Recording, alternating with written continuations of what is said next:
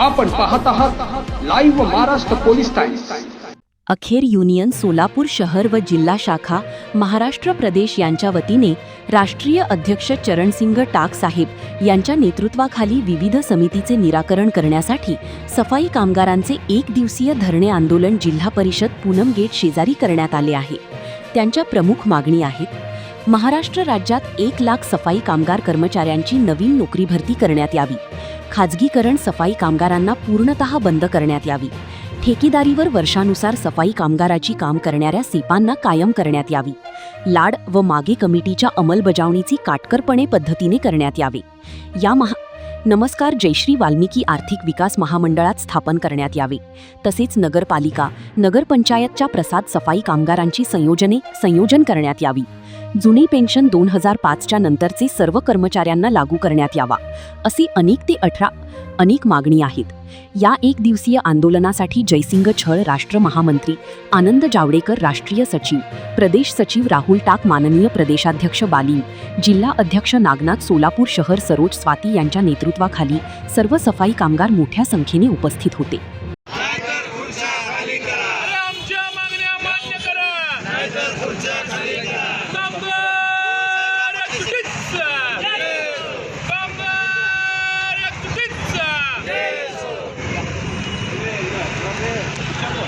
मंडेपो प्रदेश अध्यक्ष अखिल भारतीय सफाई मजदूर युनियन रजिस्टर नंबर 2261।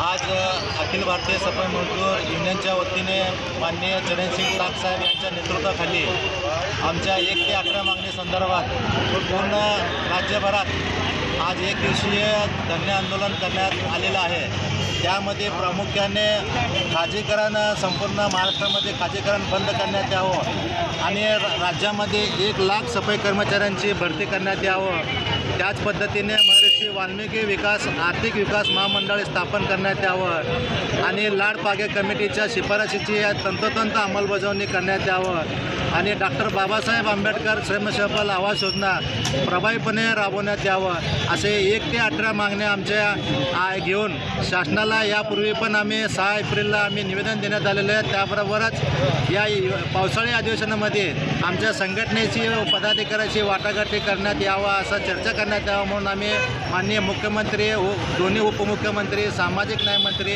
यांना निवेदन देऊनसुद्धा पण आतापर्यंत कुठल्याही प्रकारचं चर्चासत्र आतापर्यंत झालेलं नाही। यामुळं पुन्हा एकदा आम्ही या सरकारला जाग आणण्यासाठी आज एक दिवसीय धरणे आंदोलन करण्यात आलेलं आहे। या उपर पण जर सरकारने आमच्या जर दखल घेतली नाही तर येत्या काळामध्ये पूर्ण महाराष्ट्र बंद केल्याशिवाय राहणार नाही, असे या संघटनेच्या वतीने मी विनंती करतो आणि तात्काळ माननीय मुख्यमंत्री महोदयांनी आमच्या संघटनेबरोबर चर्चा करण्यासाठी वेळ द्यावा आणि जे काय आमच्या 1 ते 18 मागण्या ते तात्काळ मंजूर करण्यात यावे, अशी त्यांना विनंती करतो।